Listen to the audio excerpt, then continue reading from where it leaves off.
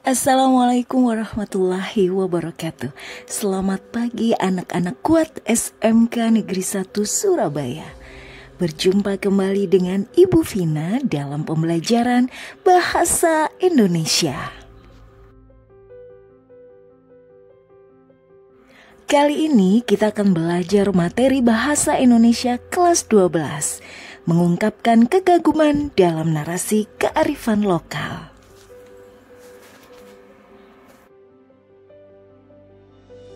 Apa kearifan lokal yang khas dari daerah kalian? Sampaikan kearifan lokal tersebut kepada teman kalian. Kalian dapat menyampaikan informasi terkait kearifan lokal tersebut menggunakan teks narasi informatif. Teks narasi informatif merupakan bentuk teks yang menggabungkan elemen narasi atau cerita dengan tujuan memberikan informasi yang jelas dan akurat tentang suatu topik. Ketika digunakan untuk menyampaikan kearifan lokal, teks ini dapat menjadi penghubung antara pengetahuan tradisional dan audiens yang lebih luas. Melalui narasi yang mengaitkan informasi dengan cerita yang relevan, pembaca dapat lebih mudah memahami dan menghargai nilai-nilai serta praktik lokal. Pada video pembelajaran kali ini, kalian akan mempelajari karya tulis dengan tema kearifan lokal. Kalian diharapkan makin cergas dan cerdas dalam menggunakan bahasa Indonesia dan mengenali sastra Indonesia. Menemukan fakta dan fiksi, opini, serta asumsi dalam teks narasi dan informasi. Teks narasi informasi memiliki peran yang signifikan dalam menyampaikan kearifan lokal dengan cara yang menarik, edukatif, dan efektif. Dengan menggabungkan unsur cerita dengan informasi, teks ini membantu melestarikan, mendidik, dan mempromosikan kearifan lokal sambil memperkuat identitas budaya dan memfasilitasi pemahaman multikultural. Fakta dan fiksi dalam teks naratif. Dalam teks naratif pasti terdapat fakta dan fiksi. Namun, seringkali pembaca mungkin terkecoh dengan fakta dan fiksi dalam teks naratif, seperti tempat atau waktu kejadian, nama-nama tokoh dan peristiwa yang melatari sama dengan fakta yang ada.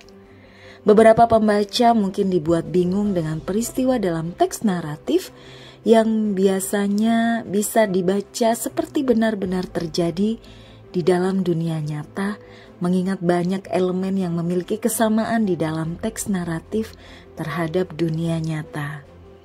Abraham dalam Nurgiantoro dalam buku Teori Pengajian Fiksi menyatakan bahwa prosa dalam pengertian kesastraan juga disebut fiksi, teks naratif, atau wacana naratif. Istilah fiksi dalam pengertian ini berarti cerita rekaan atau cerita hayalan. Hal ini karena fiksi merupakan karya naratif yang isinya tidak menyaran pada kebenaran sejarah.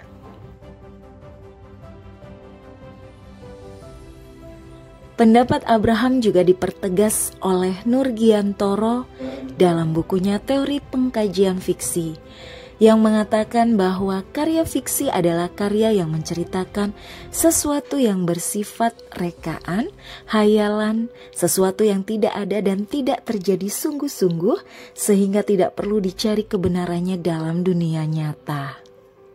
Fiksi merupakan hasil dialog, renungan, dan reaksi penulis dari pengamatannya pada lingkungan dan kehidupan yang telah diobservasi dan diamati. Fiksi tidak hanya hayalan atau imajinasi, tetapi juga penghayatan dan perenungan secara intens. Fiksi adalah karya imajinatif yang didasari oleh kesadaran dan tanggung jawab dari segi kreativitas sebagai karya seni. Berbeda dengan fiksi, fakta adalah sesuatu yang benar-benar ada dan terjadi di dunia nyata. Kebenarannya dapat dibuktikan dengan data-data yang ada. Dalam dunia fiksi, mungkin ada beberapa unsur yang masih berhubungan dengan fakta dan merujuk pada data nyata. Dalam teks fiksi, mungkin data ada yang dapat dirujuk, diobservasi, dan dinilai secara objektif. Penulis fiksi menggunakan data, lalu mengombinasikan dan menambah atau mengurangi, bahkan memanipulasi data dengan imajinasinya. Sumber dari karya-karya ilmiah atau karya yang bersifat estetik adalah alam beserta segala peristiwa di dalamnya, yang membedakannya hanyalah cara kita memandang, meyakini, dan mengungkapkannya. Dalam peristiwa-peristiwa tersebut, sebaiknya kita memiliki prinsip tujuan yang sama, yakni menemukan kebenaran, mengungkapkan rahasia kehidupan, membantu kesulitan orang banyak, memberikan jalan untuk mengenali kehidupan, dan memudahkan dalam menjalani kehidupan. Kebenaran dalam teks fiksi tidak harus sama dan tidak bisa disamakan dengan kebenaran di dunia nyata. Dunia fiksi penuh dengan imajinasi, sedangkan dunia nyata memiliki sistem hukum yang berbeda. Kebenaran dalam dunia fiksi adalah kebenaran sesuai sudut pandang penulis dan kebenarannya yang telah diyakini benar sesuai pandangannya terhadap masalah-masalah dalam tulisannya.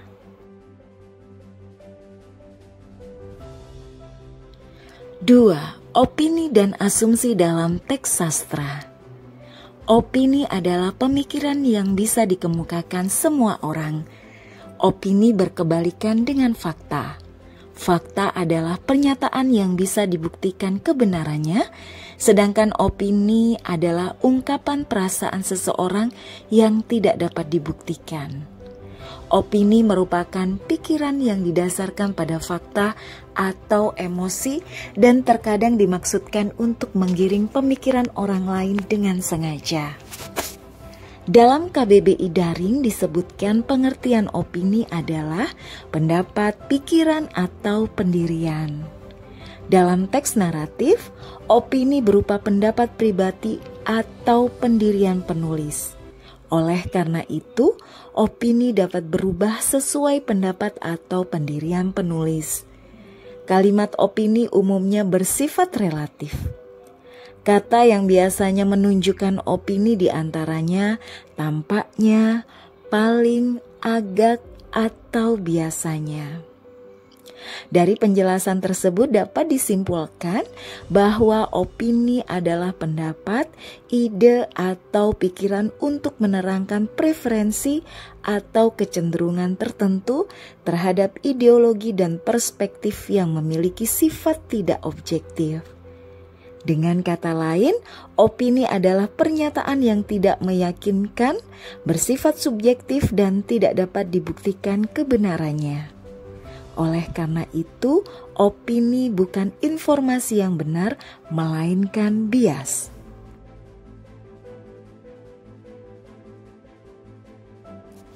Sementara itu, asumsi adalah sesuatu yang bisa dilakukan oleh siapapun dan tentang apapun karena bukan suatu kepastian.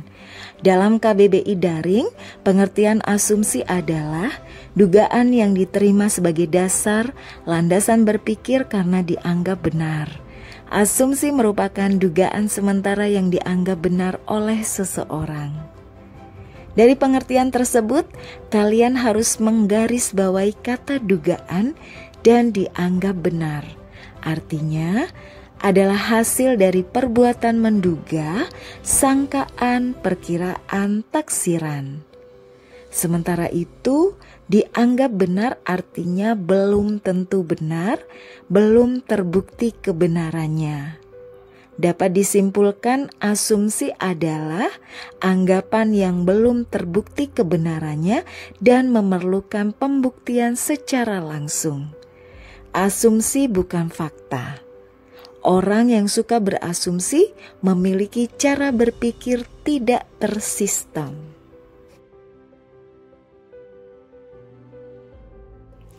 Fiksi atau hayalan di dalam fiksi realitas bisa saja terjadi dalam kehidupan nyata.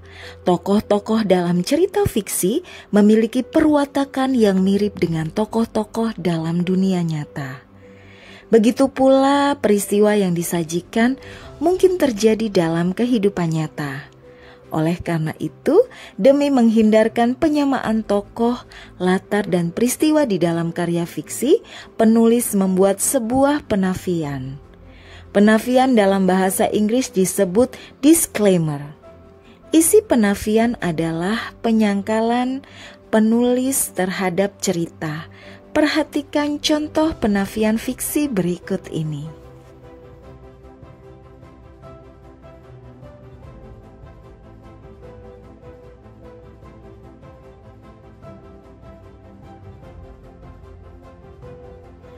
Penafian perlu dibuat agar penulis tidak mendapatkan tuntutan secara hukum karena menyajikan fakta cerita seseorang atau orang tertentu yang terjadi di dalam kehidupan nyata.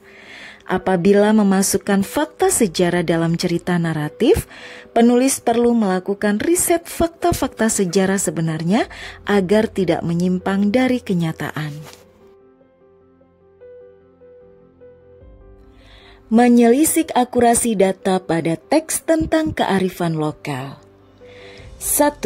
Nilai atau makna filosofi. Dalam KBBI Daring disebutkan pengertian filosofi adalah filsafat. Filosofi adalah pengetahuan dan penyelidikan dengan menggunakan akal budi mengenai hakikat segala yang ada. Sebab adanya sesuatu, asal adanya sesuatu dan hukumnya. Dalam filosofi, kita akan mempelajari hakikat segala sesuatu dengan logika, akal, dan rasa. Mempelajari filsafat membutuhkan logika yang baik. Artinya, kalian harus memiliki kemampuan bernalar dan berpikir secara lurus, tepat, dan teratur. Kalian tentu pernah mendengar istilah masuk akal atau logis? Ya, istilah tersebut memiliki arti sesuatu yang dapat diterima akal sehat berdasarkan fakta-fakta. Dalam filsafat, kalian juga akan mempelajari estetika atau keindahan mengenai bagaimana kita melihat sesuatu dari sisi baik dan buruk, indah dan jelek, bukan hanya dari sisi benar atau salah. Informasi mengenai makna filosofis dapat diperoleh melalui informasi primer, sekunder, dan tersier. Penjelasan ketiganya dapat kita lihat pada tabel di bawah ini. Perhatikan dan simak dengan seksama.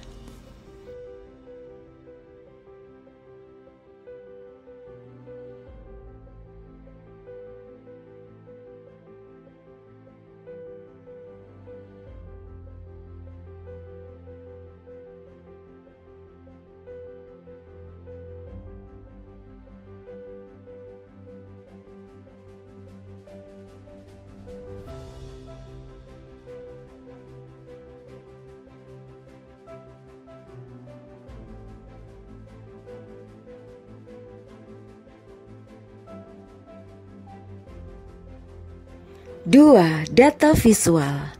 Kalian tentu lebih mudah memahami atau mencerna sesuatu secara visual. Contohnya dalam pengambilan keputusan yang tepat dan akurat, kalian perlu melihat data. Agar mudah dipahami, data disajikan dalam bentuk data visualisasi. Data visualisasi adalah rangkaian proses menampilkan data atau informasi dalam bentuk yang mudah dipahami seperti grafik, angka, atau bagan.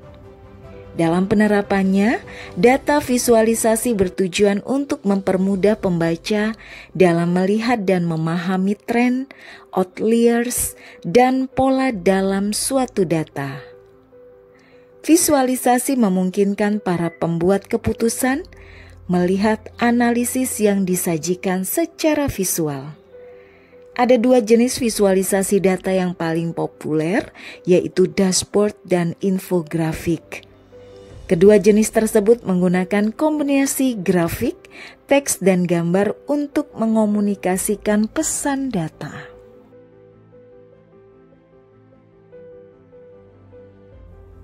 Visualisasi data yang bagus memiliki kriteria sebagai berikut. 1. Menarik secara visual. Dengan menggunakan desain visualisasi data yang menarik, ketertarikan pengguna data dapat mengomunikasikan informasi makin meningkat. 2. Scalable. Visualisasi data yang baik adalah yang mampu dalam hal aksesibilitas dan dapat dipelihara serta dimodifikasi di masa depan. 3. Memberi pengguna informasi yang benar. Pengguna data dapat menentukan dan menggunakan sesuatu data dengan tepat. 4. Dapat diakses. Visualisasi data harus dapat diakses pada perangkat apapun, kapanpun, dan dimanapun. 5. Memungkinkan pengembangan dan penyebaran yang cepat. Pengguna membutuhkan informasi dalam jangka waktu dan kepentingan tertentu. Jadi, ada kemungkinan waktu tertentu dalam segi pengembangan visualisasi data dan penyebaran hasilnya.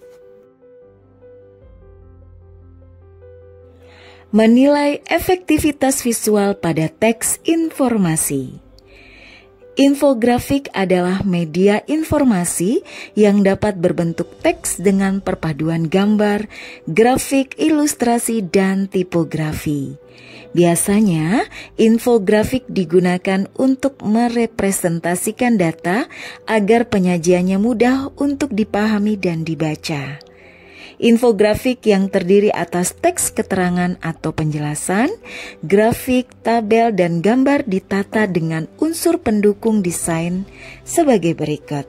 1. Tipografi, yang merupakan pemilihan font dari segi tipe, jenis, dan ukuran yang tepat. 2.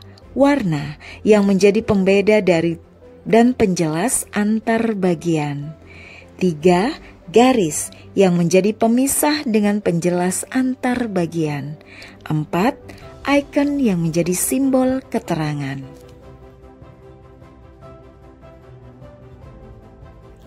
Memilih informasi secara tepat dan akurat. Di era serba teknologi seperti saat ini, segala informasi bisa diperoleh dengan mudah.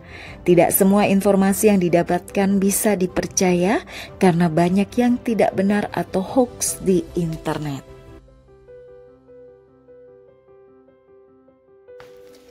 Supaya tidak terhasut hoax, kalian harus memahami cara menyerap informasi yang baik dari internet. Informasi-informasi yang beredar di internet tidak semuanya bisa dipercaya. Maka dari itu, kalian harus bisa menyerap informasi supaya tidak terhasut oleh informasi yang belum diketahui kebenarannya. Ada beberapa tips yang dapat dijadikan pedoman untuk menyaring informasi di era perkembangan teknologi komunikasi di saat seperti ini. 1. Baca dari sumber terpercaya. Jika ingin mendapatkan informasi yang benar dan akurat, sebaiknya cari data dari sumber yang terpercaya. Saat membuka internet atau media sosial, akan muncul berbagai informasi yang beredar karena jutaan akun setiap hari saling memberikan informasi.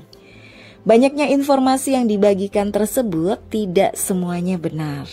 Oleh karena itu, kalian harus berhati-hati, tidak mudah percaya dan cermat dalam menyaring informasi.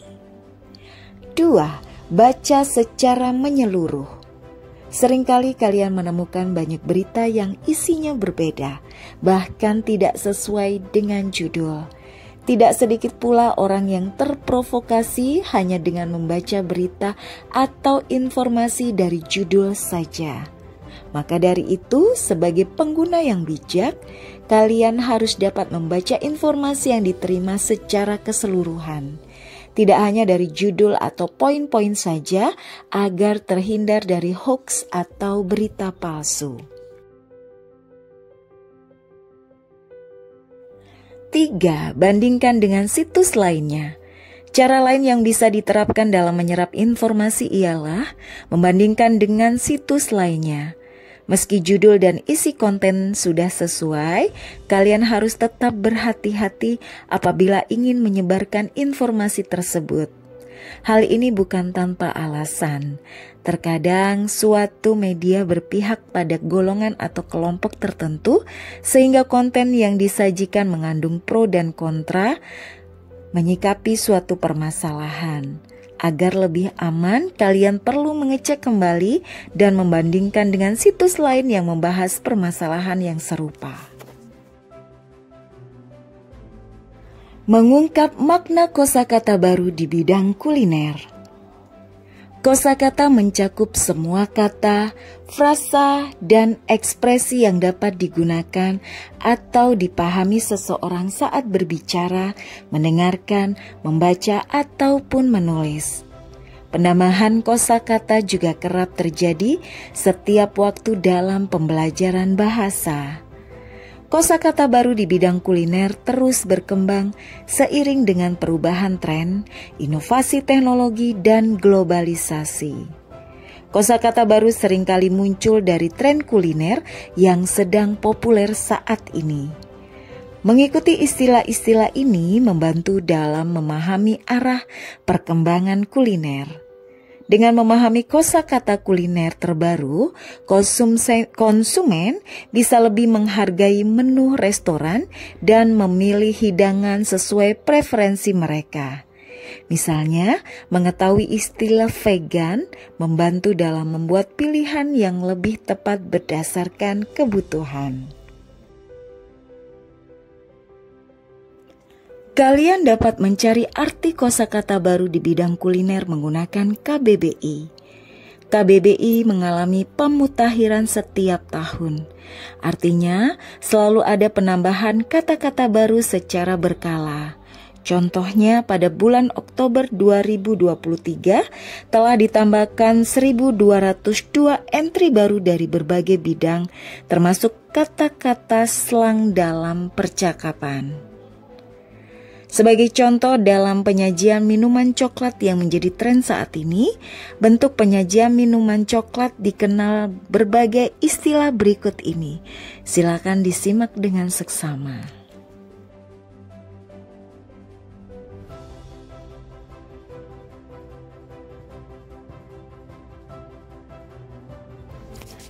Menulis esai berdasarkan hasil riset.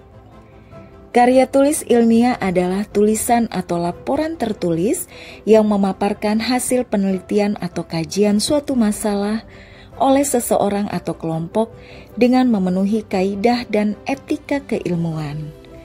Salah satu tujuan karya tulis ilmiah adalah melatih keterampilan dasar dalam melakukan penelitian. Berikut ini adalah ciri-ciri karya tulis ilmiah. 1. Tulisan yang dibuat harus mengacu pada teori. Teori dibutuhkan sebagai landasan berpikir dalam pembahasan suatu masalah. 2. Lugas, artinya tidak emosional, tidak kritis dan tidak menimbulkan interpretasi lain. Hal ini harus diperhatikan dengan baik. 3. Logis, artinya mengacu pada pembahasan yang rasional dengan urutan yang konsisten. Tulisan tidak memuat hal-hal yang janggal atau tidak bisa dibuktikan kebenarannya, serta tidak boleh di luar nalar manusia. 4. Efisien, artinya mempergunakan kata, kalimat, dan bahasa yang baik, sesuai dan mudah dipahami. 5. Efektif, artinya tulisan-tulisan yang dibuat harus padat dan ringkas, tidak boleh bertele-tele atau memasukkan opini-opini yang tidak penting. 6. Objektif, artinya berdasarkan pada fakta. Dalam hal ini, kerangka karya tulis ilmiah bersifat konkret dan benar adanya, tidak mengada-ngada. 7. Sistematis, artinya penulisan dan pembahasan harus sesuai dengan prosedur dalam sistem yang berlaku. Esai adalah salah satu jenis karya tulis yang berisi kombinasi antara fakta dan opini. Esai lebih bersifat subjektif dari sudut pandang penulisnya yang bersifat analitis, spekulatif, dan interpretatif. Esai mencakup narasi yang bisa berupa kritik, argumen, atau saran dari pengamatan kehidupan sehari-hari dan refleksi penulis. Esai terdiri atas beberapa struktur sebagai berikut. 1. Judul. 2. Baris kepemilikan. 3. Pendahuluan. 4. Isi. 5. Penutup. 6. Daftar acuan.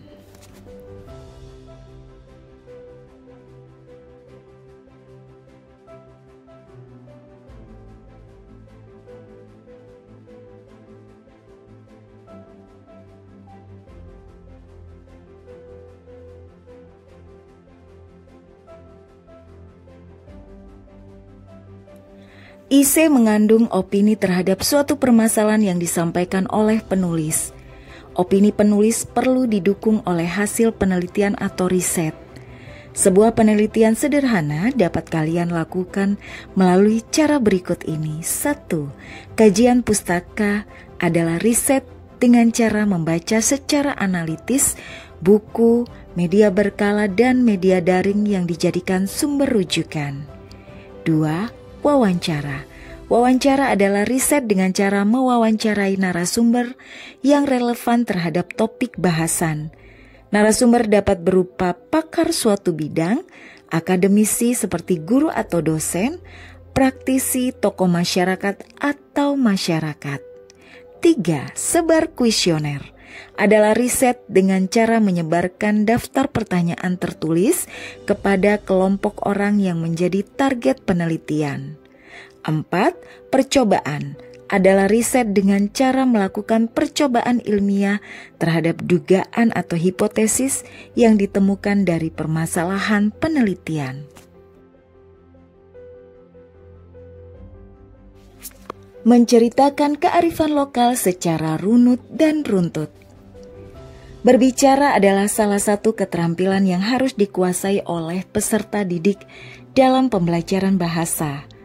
Keterampilan berbicara memiliki kedudukan penting karena menjadi cerminan kemampuan komunikasi peserta didik. Keterampilan berbicara pada dasarnya adalah kemampuan untuk mengeluarkan ide, gagasan, atau pikiran kepada orang lain melalui bahasa lisan. Keterampilan ini tidak akan berkembang jika tidak diasah terus-menerus. Keterampilan berbicara memiliki keterkaitan dengan kegiatan bercerita. Tarigan dalam berbicara sebagai suatu keterampilan berbahasa menyatakan bahwa berbicara adalah suatu keterampilan berbahasa yang berkembang pada kehidupan anak yang hanya didahului oleh keterampilan menyimak, dan pada masa tersebutlah kemampuan berbicara atau berujar dipelajari. Adapun Arsyad dalam pembinaan kemampuan berbicara bahasa Indonesia berpendapat bahwa berbicara adalah kemampuan mengucapkan kalimat-kalimat untuk mengekspresikan, menyatakan, menyampaikan pikiran, gagasan, dan perasaan.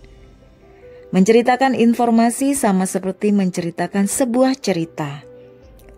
Informasi disusun dengan urutan tertentu seperti urutan tahapan atau hierarkis dan urutan proses atau prosedural.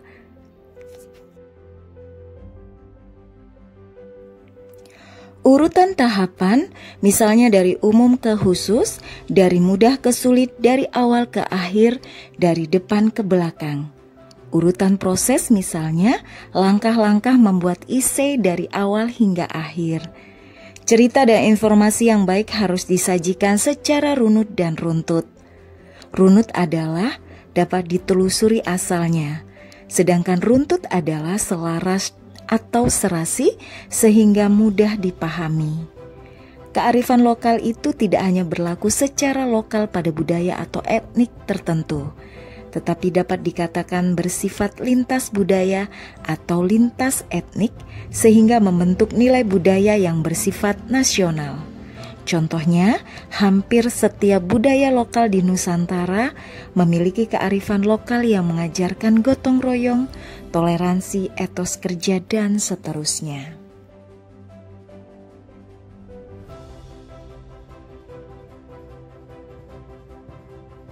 Demikianlah materi pembelajaran bahasa Indonesia pada pertemuan kali ini. Sampai berjumpa di pembelajaran bahasa Indonesia lainnya. Salam dari SMK Negeri 1 Surabaya. Kuat. Wassalamualaikum warahmatullahi wabarakatuh. Sampai jumpa.